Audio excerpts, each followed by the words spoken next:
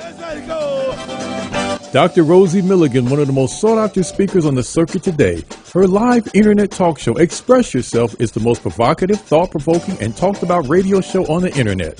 There's no holds barred, and Dr. Milligan puts the B in bold. She brings it every Tuesday live at 10 a.m. Pacific and 1 p.m. Eastern Standard Time. Dr. Rosie has been proclaimed the most provocative female writer of the century. Her books include Satisfying the Black Man and Black Woman Sexually Made Simple, Why Black Men Choose White Women, and the book Nigga Please. These books have raised eyebrows across the country. She has authored 21 books and published 350 titles for authors nationwide. Check Dr. Rosie out at drrosie.com for her books, articles, and archives of her internet talk show.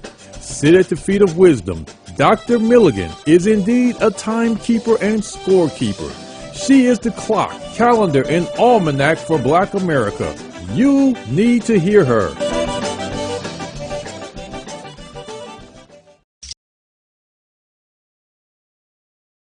Well, good morning, LA. Top of the morning in sunny California. It's raining a little bit up here in LA, but hey, what can we say? That's God's business. You'll listen to the Express Yourself Hour. I am your host, Dr. Rosie Milligan, coming to you live with nothing but straight talk. That's how we do it around here, just straight talk. My co-hosts are the wonderful Mr. Keith Swanson. He's the AI man. He may be on and he may be hiding out. If he's on, he would say hey to you all. My other co-host is Shawannah Bordenave. She's the real estate guru. She buys houses, sells houses, flip houses. This woman does everything you can do to houses. Good morning, Shawannah. Good morning, Dr. Rosie. I do it all.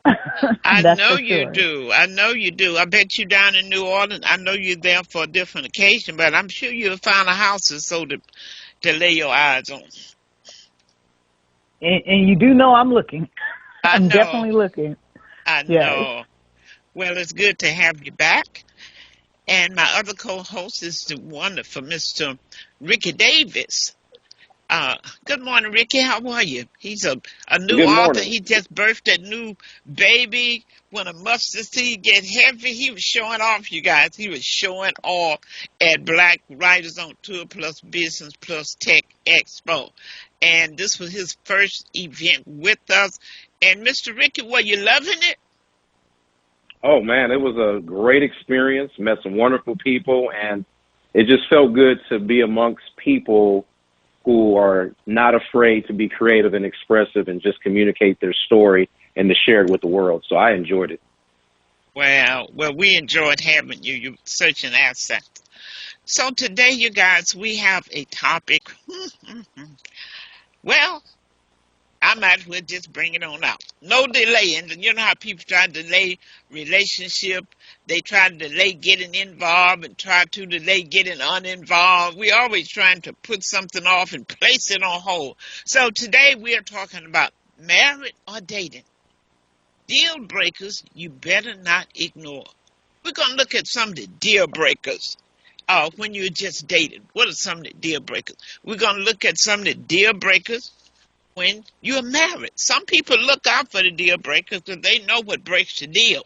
Before they get into the relationship, they know already what's going to break the deal. Some people don't know. They have no idea. So they get stuck in a relationship for 20 years when they should have been out in one because they have not identified what's the deal breaker. What is it that I can tolerate? What is it that I can compromise? They just go in blindly, and it's critical in starting a relationship or marriage. What are the deal breakers? Some people go in, the deal breakers already been broke before they got in. But they figure, once I get in here, I'm going to pray about it, take them to the church, let the pastor lay hands on him. I'm going to love him right. I'm going to love him into to being the kind of person I want him to be. People think they can take a needle and thread and let a person out, hem them up, and y'all, you can't make nobody. But look, how do you know when your relationship is emotionally bankrupt, beyond revival?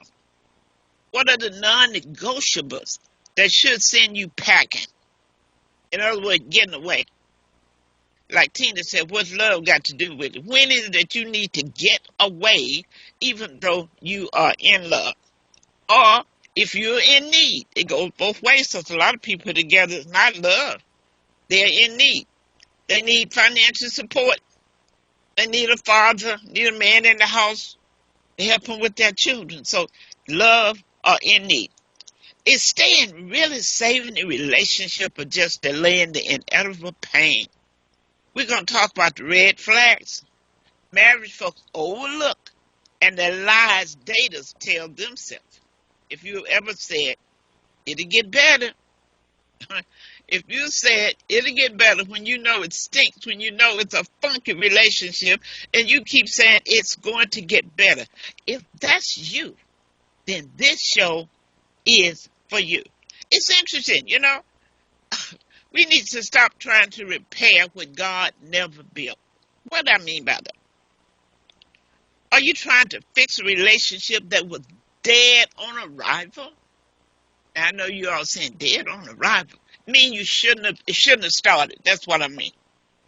A lot of people in those kind of relationships was dead on arrival. Some relationship was doomed from the start. But we said, well, I'm just going to pray about it. I'm going to love him. And then you suffer them into survival. Are you ignoring the deal breaker because you're afraid to start over? Let's unpack some of the relationships, you know, when you're spiritually, emotionally, and mentally dead. And why walking away might be your greatest act of self-love. That's what we're going to talk about today. We're going to talk about the deal breakers. What are they? You know, should you go into a relationship knowing what the deal breakers are? I think that's why most relationships end up in a failure status, because you didn't go in knowing what you wanted out of a relationship other than, I love him, he's handsome, he has a nice car, he said he loves me, I like the way her eyes look. Huh? Why do we get in relationships? Well, folks, let me let my co-host jump in here. What you guys think? Ricky, what's going on? You know, it's so interesting that you broke this down, because also often we hear so many stories of how people meet, and there's butterflies, and like you said, he sound good, she smell good. They check off all the boxes, and they think that by checking off all the boxes, that qualifies them to be in a relationship for life. But what they don't realize is, when you look at a lifelong commitment, it's an investment. And when you invest in something, you don't just throw your money in without asking all the right questions, doing your research, and really finding out if this is something that you're interested in for the long term. And I think a lot of times people go into relationships conditionally. They don't come in unconditionally. They don't come in with all eyes open, and they're not willing to really look at, is this something I really want, desire, and need, and am I really going to benefit from this from the long term? And I think a lot of times we get caught up in what something looks like, what something sounds like, versus what it really is. And you don't know really what it is until you do your research. So I think by asking the right questions and then spending time with the person long enough to be able to see, not if you like them for right now, but if you like them for the long term. And I think that relationships, you know, people take relationships for granted, because for me, based on how you take care of yourself and how you manage your life, is going to let me know how you're going to take care of me in my relationship when I'm with you. And I don't think people really look at it to that degree. I just feel like relationships are just something to do until you get tired and bored and you move on. So if that's your MO, then maybe you shouldn't be in a relationship. Maybe you should just have friends, and that way you can treat them however way you want to treat them, with no consequences and you know, any kind of consequences or repercussions. But I think once you start getting into marriage and having kids and family involved, and then you decide this ain't for you, now you have a whole lot of problems and issues that come along with it. So, Dr. Rosie, I'm here to tell you, until you're able to find someone that you actually like and someone that you ain't trying to fix, you ain't trying to change, and you're not trying to make them what you want them to be, until you can get to that point, you don't need to be with nobody, because you can't even manage yourself and be by yourself long enough to be able to understand what you can and cannot handle. Wow. And you know what I think, Ricky, that a lot of people go into relationships, single relationship and marriage relationship. They know what they want, but they never think about what I don't want. See, that's the key. They looking at, oh, Yeah. I like this. I want a handsome man. I want a man with a good job. I want a man that doesn't have any kids. They name all those things, but they never think about those non-negotiable things that can hop up in a relationship. So you really have to look at what you want. And then if you look at what you don't want, then you don't get into those relationships that you have to look at those things as non-negotiable. And most people never And think also, about it. Go ahead. yeah, and also too, Dr. Rosie, the other question is, what can I truly handle? Like, what can I really handle? Like, can I handle someone who has a mental illness? Can I handle someone who's on medication? Can I handle someone who has anger issues? Can I handle someone who there's alcoholism in the family? Can I handle someone who is not really a communicator? Can I handle someone who's not really, affectionate and attentive? See, there's certain things that you got to really be honest and say, can I handle someone who has these traits and qualities that I like, or that does not, match my, like, people are not really asking those right questions. They're doing surface questions. And so for me, I know what I can't handle. Like, I'm gonna be honest with you. Very affectionate person. I love intimacy. I love communication. Damn if I try to hook up with a woman who's not like that. Because I'm gonna be miserable. But wait now, Ricky. Now this lady's beautiful. She's stacked. I mean, she's a Coca-Cola bottle. She has a good job, and everybody has eyes on her. But she's not intimate. Like, she's not into that. So you're not gonna get into that relationship, right? No, because it's not going to. First of all, it's not a match. It's not a good match. Mm-hmm. Now, I respect what she has. I respect what she's bringing to the table. But Dr. Rose, I got to be honest with myself. If I know these are certain things that I need for myself and I enjoy for myself, why would I jump into something that's not going to give me that? And I have to be honest with me. No one can make me happy. Someone can add to my happiness. But if I'm getting into a relationship, I want it to be added on to. But I also want to be able to enjoy the benefits. Having a job, looking good, a big butt and a smile, all that stuff is great, but that's surface. That's not going to be long term, because that stuff is going to fade away as I get older. At the end of the day, as those things fade away, I still want to be able to have someone who still likes me, wants to nurture me, wants to talk to me, wants to love on me, wants to communicate with me, wants to make me feel like the man that I should be felt, because those things are long lasting. When I get into a car accident, God forbid, or I get into fall into some type of physical ailment, is my woman going to be there, or is she going to bounce because she's only loving me conditionally? I got to ask myself those questions, and those are the things I need to see during the dating process to determine a person's character. Okay. All right, then. We're going to hear from Shawannah, and then we're going to open these phones up. But let me give you the number. The number is 310-928-7733. 310-928-7733. And today, folks, we are talking about married or dating. Deal breakers you better ignore. What are the deal breakers? What is it that you know that bankrupts your relationship? Why are you still there? Are you still there because you think you can pray him out of it? You can change him. You can take a needle and thread and sew him up here and let him out here. Are you afraid? What is it? Are you doing yourself good? Are you doing the person you're with good? Or both of you just making a mess out of your life? Or should you have never gotten in a relationship from the start? Shawannah, what's going on? Well, Dr. Rosie and our guest, I totally agree with what you guys are saying, because it takes a lot for me to get involved in a relationship. And I'm one of those ones that ask people when they meet someone, they're like, oh, I just love him so much. And I'm like, didn't you just meet him last week? because you can't fall in love like that. You have to get to know a person. And I do agree that if you fall in love fast and you don't really know the person, you can fall out of love fast as well, especially if something happens to them or if they get hurt in some type of way, because it was more of a physical thing as opposed to you're my best friend. And I think that anybody that you marry should become your best friend. And when they become your best friend, you're there for life. And you get to know that best friend. They're not going to become a best friend when you first meet them. They become a best friend as you know them. So I totally agree with the fact that you really have to get to know a person so that you can have a long-term relationship that will last through the years. And I think it's important to investigate, to know who you're getting involved with, to know what their temper is like.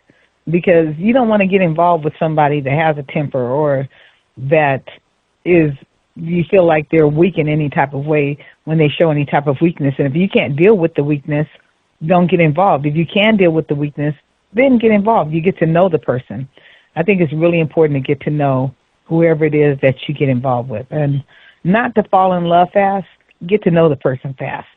You get to know who they are, who that individual is. So I'm definitely for really getting to know an individual before saying, you know what, I do. And once you do say I do, know that it should be for life. Know that you did take your time to pick the right individual. Well, now that's debatable.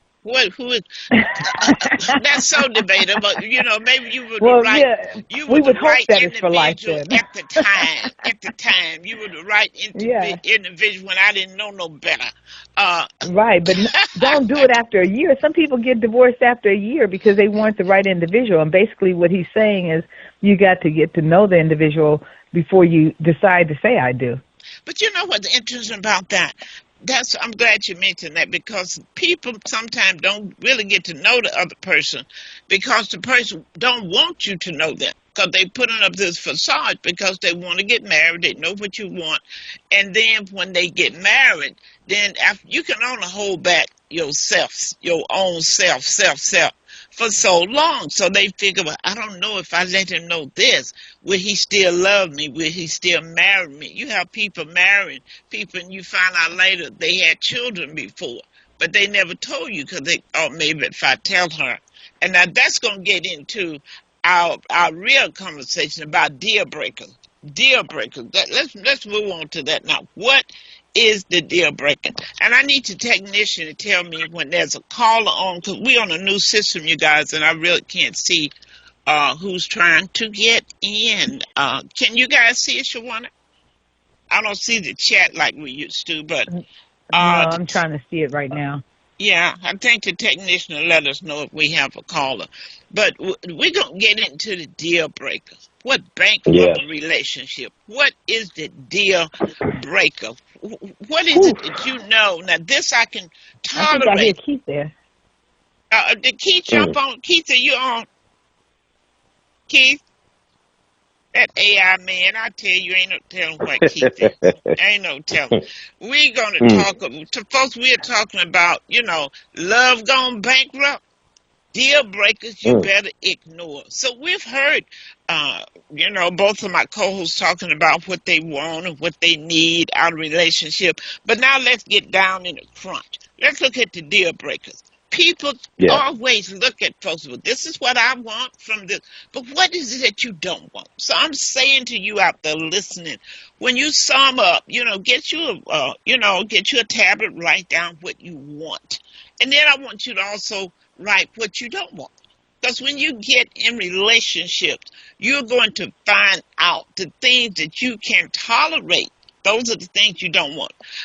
When I counsel people, I always say, put down the things that you love about this person. Put down the things that you don't like about this person, what they're doing. Then over the next column, write down what you can compromise, I don't like this now, but I can deal with this, okay? Now, but in the last column, you got to look at, now, when you step over in this lane, hey, you have broke the deal. This is the way you have to look at a relationship, because it's not going to be perfect. There's going to be a lot of things the person does not do that you may not like, but can you tolerate it? When I say tolerate, I don't mean tolerate and be miserable. I mean, it just give or take. It's not going to wreck your nerve. It's not impacting you emotionally or mentally. It's not abuse. It's just, little things that I don't like this, but I can put up with this. But what are those things? What's the deal breaker? What is it that I'm not going to put up with? So let's look at some of the top deal breakers for singles who are dated. Lack of honesty or transparency. Lying about small or big things. Hiding their lifestyle or being secretive. That's a deal breaker. Inconsistent communication. They disappear for days or communicate only when it's convenient for them. Now, have you guys ever had someone, so I'm not very talkative, but when it's convenient for you, you can strike up a conversation that could last an hour. Holler if you hear me. Anybody ever been with people like that? Yeah, they can talk when it's something they want, but when it's something you want to talk about, they don't have time for. Well, you know what? This is not that important. You ever heard someone say to you when you're trying to talk to them, they tell you it's not important? Oh my goodness, Wow. that ain't cool. Disrespect or verbal abuse, demeaning language, criticism, making you feel less than. These are some of the top deal breakers. Unwillingness to commit. Months or years in dating, they still say, let's see where this is going. Now, you've been in this thing for 5 years and you're trying to see where it's going. It's time to say, let me tell you where it has gone and get on up out of there, okay? Poor financial responsibility. Now, this is a deal breaker. Excessive debt. No job stability. I don't know, financial leeching. Yeah, now that's a deal breaker. And you always need me to cut you off a little something. That's a deal breaker. That's going to wear on you emotionally. It's going to make you angry. It's going to make you not like that person. It's going to make you feel used. These are deal breakers. Lack of emotional intelligence. Can't express emotion. Well, I don't like to talk. Shut down during conflicts. Or play mind games. These are deal breakers. Ooh, but what about this one? I've had this to happen with so many people who I've seen. Controlling or possessive behavior. Try to isolate you, dictate what you wear, how you should wear your hair, how you should walk, what you should post. Ooh, you like that one, Shawannah? Oh my God, I remember. Ooh, you got a control freak. It's bringing back memories. Trigger. Bringing back memories. Wow. Let's talk about it, Shawannah. Horrible. What happened? Absolutely horrible. I mean, when sometimes, ladies, when a man, sometimes we think it's cute in the beginning. Oh my God, he cares where I'm going. He cares. Oh, fuck. Go ahead, Shawannah. Well, evidently she has something in the house that she got to deal with. Controlling. Ooh, that's a bad one. Wow. Tell you what to wear, how you should talk. Yeah. What you should post. It makes you give up your whole life. It's like, am I supposed to be you? You can't appreciate anything about me? You don't like what I wear. You don't like the way I wear my hair. You don't like what I post. Yeah. And one of the other is different life goals or values become a deal breaker. Because sometimes people just change. You met in college. You both are all energetic. Now, all of a sudden, you get married to this person, Rick, and they have a couple of babies. They're not talking to you anymore. All they doing is spending their time talking about little Junior. Little Junior peed on the couch. Little Junior did this. He went into my cosmetic. Every conversation you hear now is about little Johnny, and nothing is about Ricky. Yes. That's something. I just, it is. But the deal breakers really, you have to be honest with yourself when you start looking at signs and red flags.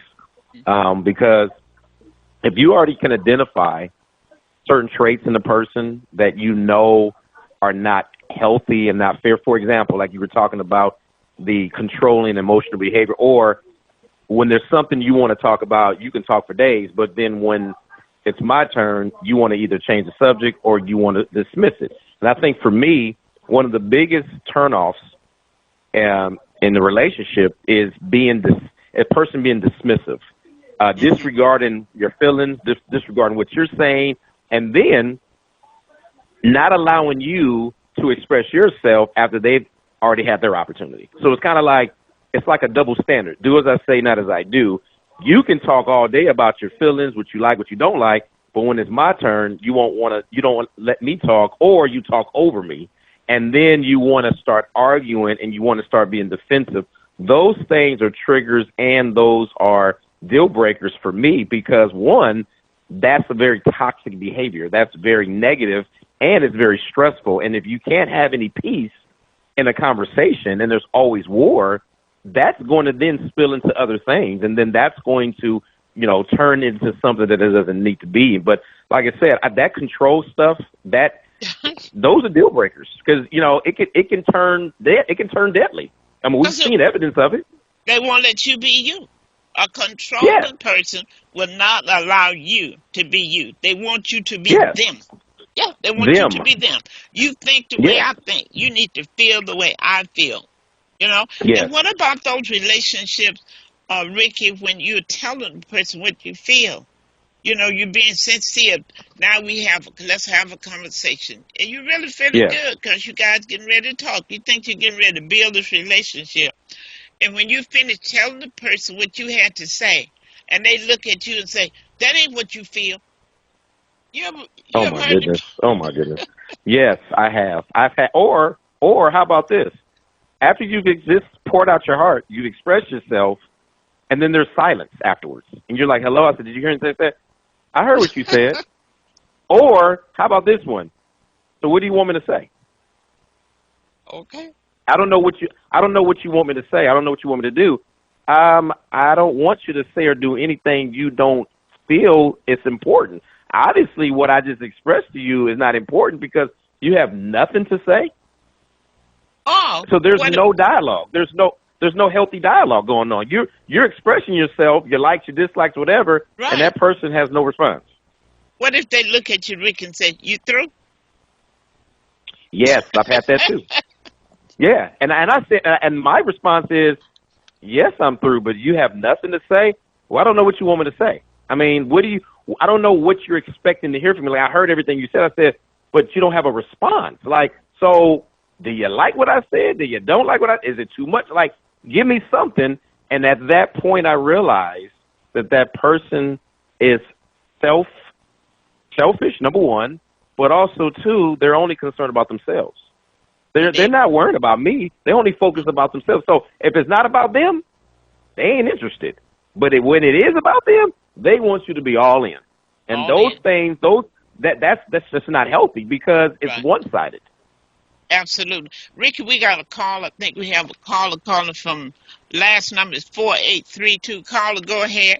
Give us your name. Tell us where you're calling from and what's your take on the subject. Go ahead, caller. 310, last number 4832. Okay, maybe that a person just want to listen.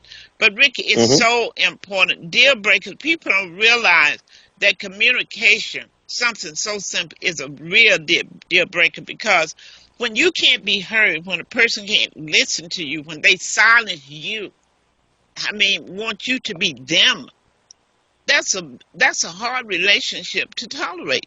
And it's only listed, communication is a real deal breaker. When sometimes you ask the person, well, what do you think about what I said? Well, what difference does it make? You're going to do what you want to do anyway. Man, but that's just a level. But you know what, Dr. Rosie, honestly, I've heard so many people say, well, everybody communicates differently. And that's true. Everyone does communicate differently. However, how do you expect to really get to know someone and connect with someone who's not willing to be transparent and open? Like you're wanting something, but you don't want to put the work in to get it. And so I think a level of maturity is needed in order to foster healthy relationships, because that's going to require you to humble yourself. It's going to require yourself to be patient, and it's going to also require yourself to be considerate of the other person. Dr. Rosie, you can't do those things if you're not mature, if you're not willing to settle down and make it about the other person and not just yourself. And you have a lot of immature, inexperienced people trying to do experienced, mature things. And that's why it's not working. It's just not working, because you don't have the tools necessary to contribute to a relationship that's going to require work. It's going to require time, and it's going to require commitment. If you don't have those things, why are you even playing with it? Why are you even trying to make it? Why are you trying to shortcut it to make it conducive to your own desires? Well, Ricky, there are some people, let's be real honest, should not even attempt to be in a relationship because you're not ready. You need to know if you're ready to intertwine your life, your thoughts, your emotion, your feeling with someone else. But don't just jump out there and get in a relationship and look cute because everybody else have a boyfriend or a girlfriend and you don't want to be different. It's not for marriage is not for everybody. Dating at a certain point may not be for you. It's not. I would respect you if you say, you know what, I'm not the marrying type. I would respect you for that. For you to tell me this is not what you want to do. And listen, I'm going to be honest with you. If you're trying to get a long-term relationship, I'm not the one. I'm just not a relationship person. Or if you're looking to get married, I'm not the one. I'm just not a married type. I would respect you for telling me what you want and what you don't want. But people are not honest these days, Dr. Rosie. They're just not honest because they want to tell you what you want to hear so they can trap you, so they can hook you. Why do people want to entrap people? It just doesn't make sense at all. You know, so if you're not ready for it, there'll come a time in everybody's life when you're not conducive to having a healthy relationship. Because you know what's going on in your world. You don't have the emotional stamina to be there for a person that you may be in a relationship with because you got your own baggage. You carry too much. Ricky, the mustard seed done got heavy. Yes, it has, and you can't hold it. You can't handle it. So it goes to that saying, misery loves company. Since I have so much weight that I can't handle, I need somebody that's gonna help me carry this weight. That's selfish to me because that person that ain't got nothing to do with them. Like you're bringing past luggage and want someone new to carry it for you, and then now they now have taken ownership or part of ownership of it, and then now you're going to make a person heavy as well with your heaviness. How is that even a relationship? All you're doing is transferring, stuff over to that person, and now you're using that person for selfish gain. And that's what happens in relationships. You have users, and then you have two different types of people. You have givers and you got takers. You got so many people that want to take, and don't plan on giving until they feel like it or they feel they need to keep a person caught up in their web. And that's what you call bankrupting a relationship. It's like the machine when you go to Vegas. You put your money in, you decide, oh, shoot, ain't nothing happening. By the time you get ready to walk away, it say you're almost there. You jump back and you start putting money in the machine again. That's what happened with these seesaw relationships. That's why you got to know what you want. You got to be real clear. And when you're not getting what you want, when you're becoming emotionally and mentally and even spiritually bankrupt, because you can be with someone that you were dating, and you all both was going to church and loving the Lord. Oh, this was a match made in heaven. Now this person, he read a few books of evolution and everything, and he's gone to college and he got some other knowledge, and now he's not on the same page with you because this God you talking about, this is foolish to him. Okay? So, folks, think about that. That happened to a lot of people. There are people who do not believe in the same God they believed in when you met them. They were going to church. They were paying tithe, but now they read a book. They're tithing. Who is tithing for? It's not for us today. I'm not going to put my money in church. There's some real issues when you're dealing with those type of issues. So Yes. it should be talked about. Before you get married, you guys need to talk about money. That's critical. You talk about tithing. Because if you believe in Yep. tithing and your husband doesn't, you got a problem. You up Oh, there that's an putting issue right there. $300 a week in church, and he's trying That's to an figure issue. out Yeah.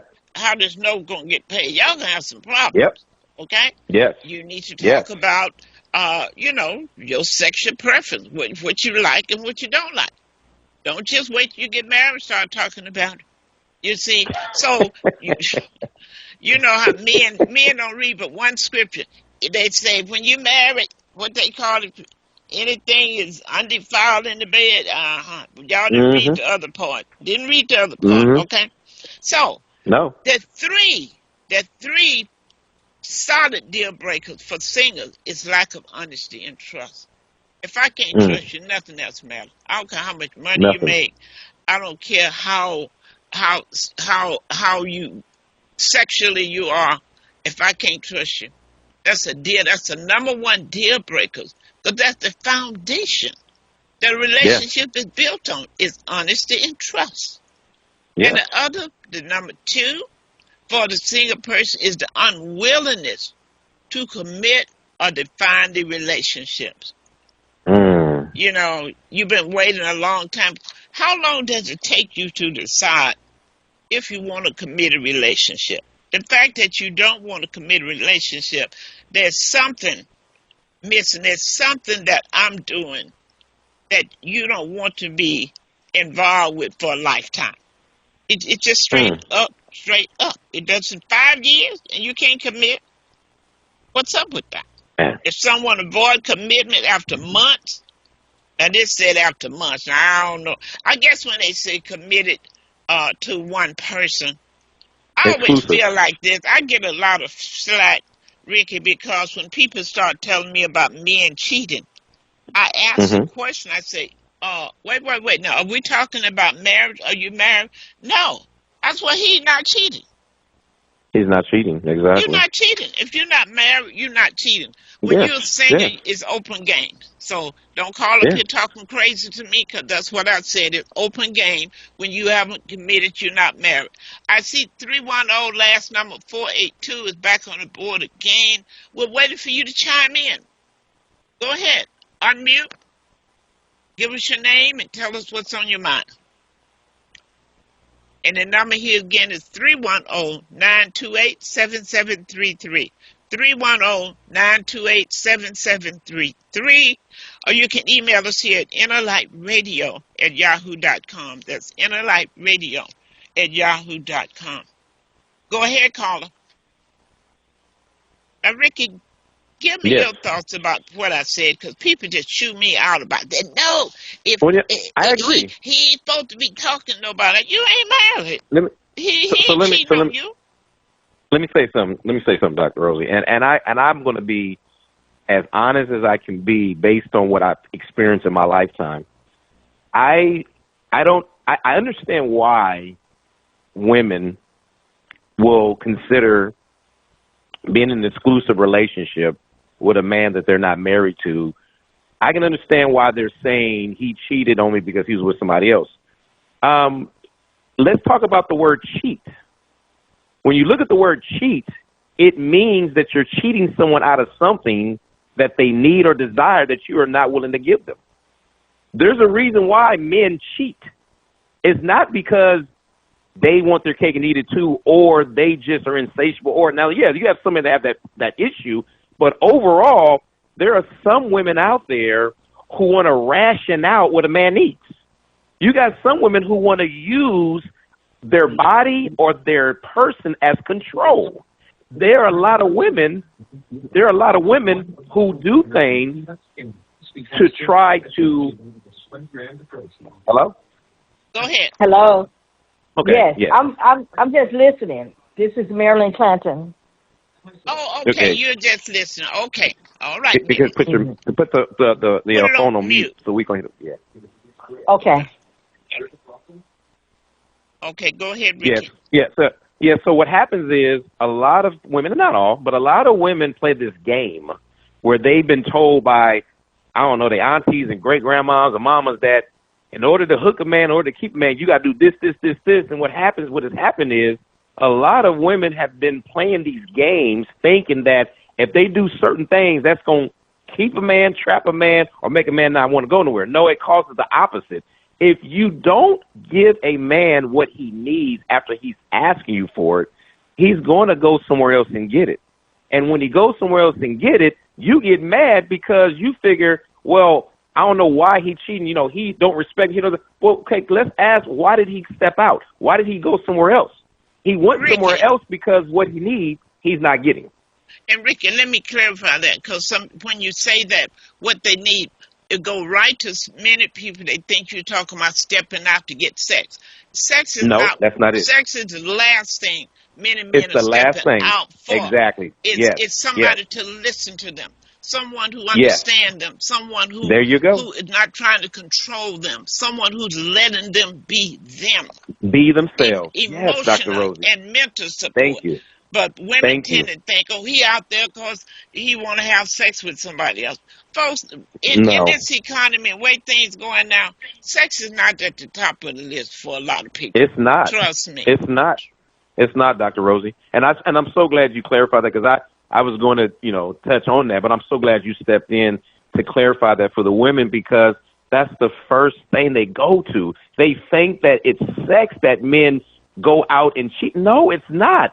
If a man is not able to be himself, express himself, be vulnerable, and just be able to just unload without being judged or emasculated, he's going to go elsewhere where he can get that. Because guess what, Dr. Rosie? There are women out there who will sit there, not just listen to what you got to say, but in the meantime, as they're listening, they're in the kitchen cooking collard greens, cornbread, smoked turkey. They got a bottle of wine waiting to be poured, and making that man feel at home. There are a lot of women out there who don't feel it's necessary to meet a man where he's at because they're so focused on getting what they want. And I always tell women, if you're not ready and willing to nurture a man and take care of a man the way he desires, you don't need to be with no man. Because you're not going to conform him. You're not going to conform him to you and think he's going to stay. No, he's going to get what he needs. If it ain't from you, it's going to be from somebody else. Well, I think I hope the women will listen.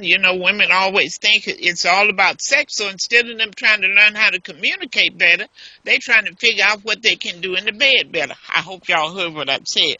Folks, Come on now. It's more than in the bed. While you go into Victoria's Secret and putting on this little skimp where they can see everything, but you won't listen the naughty to shop. him. Yeah, or the naughty shop. There you go. Yeah. You won't listen to him. That's not enough. Like for me, listen, sex for me is at the bottom of the list as far as connecting with a woman. Why? In order for me to really enjoy sex, I want to be able to connect first mentally and emotionally. That is what I want to connect with first, because that's one of the things that's going to make sex great. However, I don't want to just have sex for the sake of having sex, because after that, I'm still left empty. I want to go into sex full. I want to be full and knowing that our communication's on point, our connection's on point, we're actually friends, we can laugh together, we can cry together, we can joke, we can be ourselves without any restrictions, and then after we are at that point to be intimate, we can be intimate in ways where it then takes our relationship to a higher level. And that's what a lot of women don't understand. You got to get the man the build-up he needs in order to be able to give you what you're needing. But if you're not filling his cup, how's he going to fill your cup? There's so many things that men desire. And then check this out. Some men may not express it right off. He may not communicate it right off. So women sometimes have to ask the right questions and be patient for the answers. And like if he's tired, if he's drained, come back to him. But don't just think and assume that he's just going to tell you everything, because sometimes men are afraid to open up to some women because of how they've emasculated them. Right. Yeah. Well, you know what you got? You heard what he said. These are deal breakers.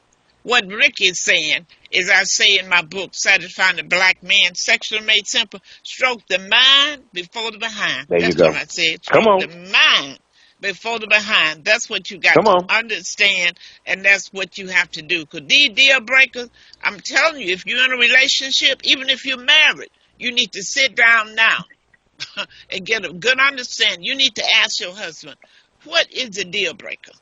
What is the deal breaker?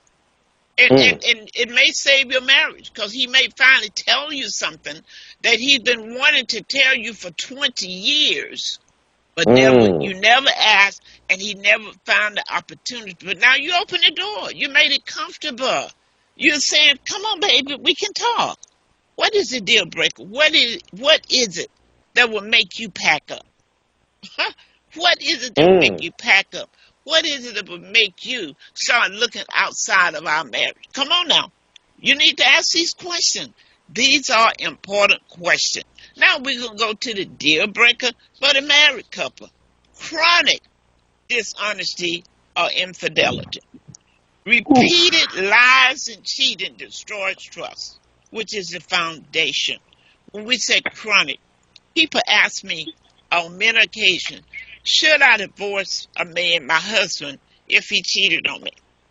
And my answer is never always saying yes or no. What was happening before that happened? I had a lady, her husband cheated on her and had a baby outside.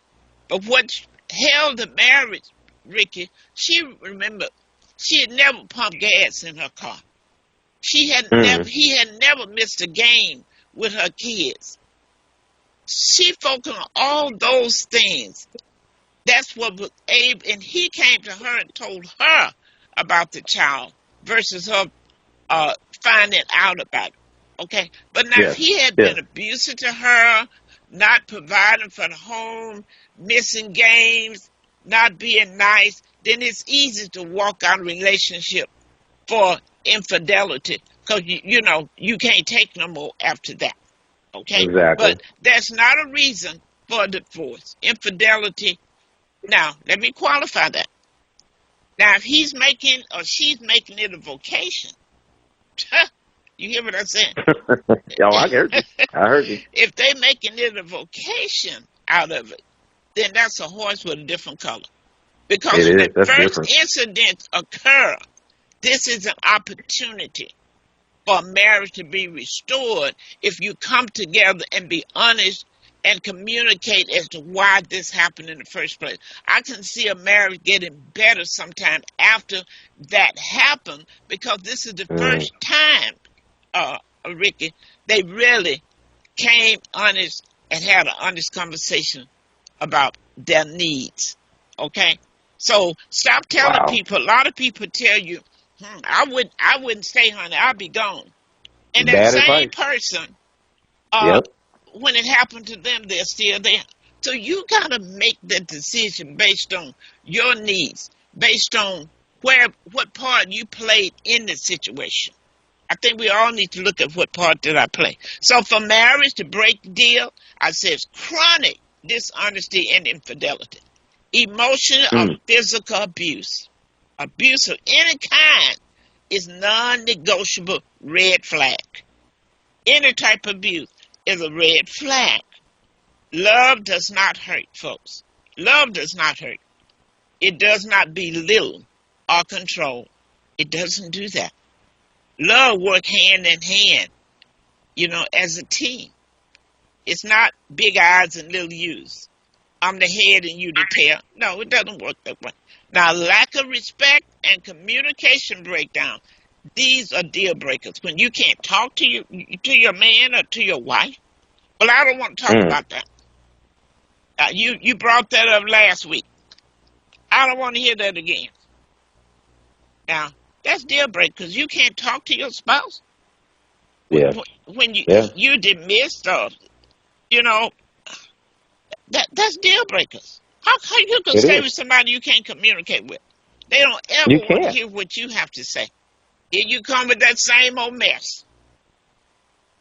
Folks, little It becomes words and toxic. stuff like that, and you look up that Yes. person and pack their bag, and you trying to figure out, well, we were going to church together.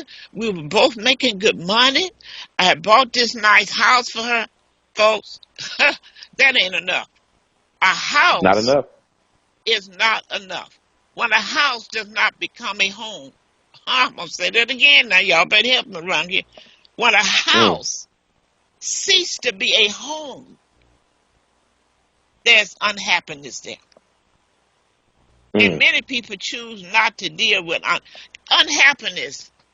The reason I focus a lot on relationships because a lot of our people are sick because of the Yes. stress that they're dealing Yes. with right in their home.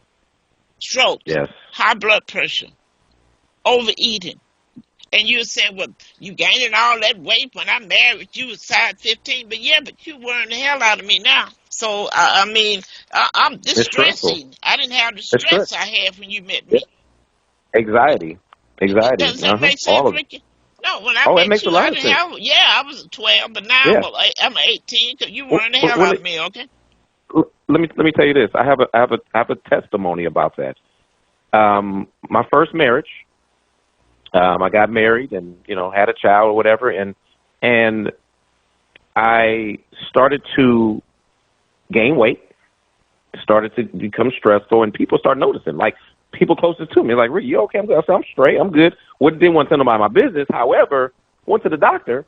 The doctor's like, and this time, he did a prostate test, right? And because I was telling him I was having pressure, in my lower region. He's like, "Well, let's check it out." So he did his little prostate test, and he was like, "Man, you're swollen." He said, "Dude, you're 30 years old." He go, "What in your life that's stressing you out this bad that you have a swollen prostate?" I said, "What do you?" So he started breaking it down to me and told me, if this continues on, dude, this can lead to prostate cancer. He says, whatever's going on in your life that's stressing you out, if you don't let it go, you're going to die from it. And at that moment, it scared the heck out of me, but it made me understand that whatever I was living in and living up under, it was not only on the way to taking me out, but it was causing my body to be sickened and for it to swell with stress. And when I heard that, I started immediately my exit plan because I was already going through it for a good while, but I was trying to find ways to fix it and to make it work. And it took my doctor to tell me praying about it, huh? exactly.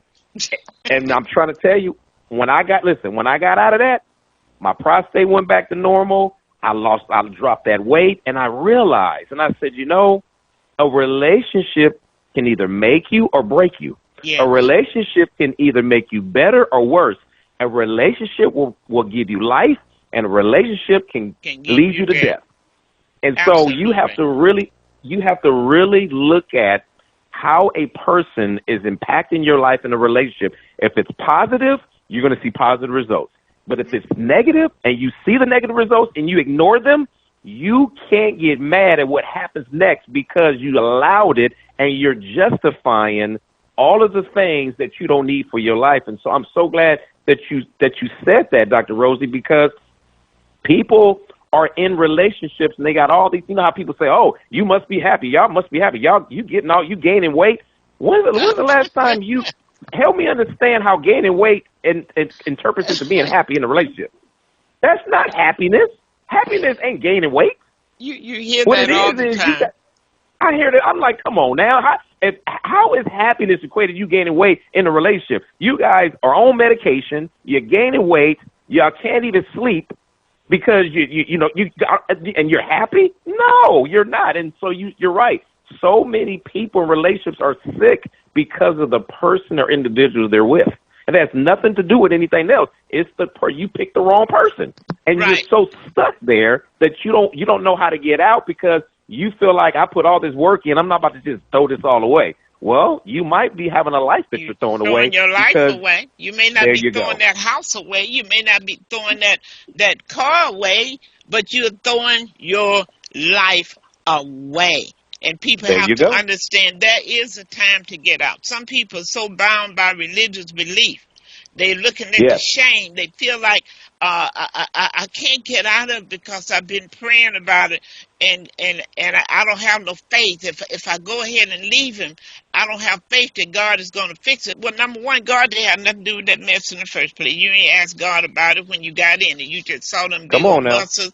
He had that Come on. car, a good job, and you Come on. ain't said nothing to God. You just jumped up there, and you know what you did. So don't come trying to put God in it when it become a mess. Put God in it when you're at your best. Hey, when you You want at to your blame God best. for it?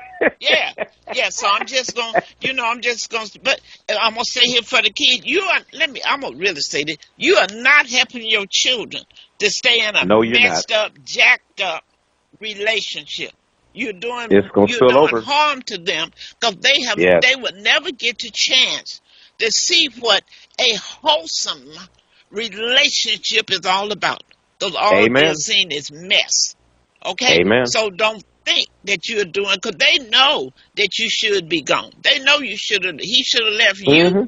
or you should have left him. They're having that discussion among each other. I don't know why mama's And what are still you here. teaching them? I don't And know what are you why teaching daddy them? putting up with mama. Exactly. These kids There are you go. smart. And some will Yeah. say, well, when I get married, I won't ever get married. Or when I do, I won't marry this kind of person. So what kind of example are you setting for your kids in a toxic, funky relationship? You think you're doing them a favor? You're not. Whew. You're not. Mm. Woo. Well, you guys, Yeah, you said it. yeah, and let me You say the said it, other Dr. Rosie. thing is addiction. Deal breaker is addiction with Mm-hmm. no willingness to Mm-hmm. change for a marriage. It really Mm-hmm. is. Yeah. Yes. Anybody can get addicted if you get on things that can cause addiction. But when there's no willingness to change, you gambling up all the money, you're acting impulsively, you won't go for Yes. treatment. That's a deal breaker. You're going to sink a marriage. The other one is neglect or abandonment. When one partner Mm. emotionally or physically check out of the marriage for long periods of time with no effort to reconnect. You just come in the house, lay your keys down. You may eat if you haven't already eaten, and go to bed. No Mm. conversation. You watching TV. I'm asleep. You watching TV till 2 o'clock. Well, you wasn't doing that before. We were going to bed together. But now, what's up with this? Okay. Financially, check this out. De- Deception or irresponsibility. Financial Wow. deception. When you're hiding money. You giving money to your family, and you're not discussing it with me. Oh, that's a big thing. That's a big Yeah, thing right there. That's you, big. you, That's you huge. that's Yeah. big. This is a deal breaker because Mm-hmm. it's not, you see it as, I'm not putting my family before you. It's not that. It's that you're not being honest. I expect you to help your mom because I'm going to help mine. But to lie Wow. consistently, that's a deal breaker. Because the old folks Yes. said you lie about one thing, you lie about another. Lie about nothing. Yep. Yeah. So you That's just don't true. do that.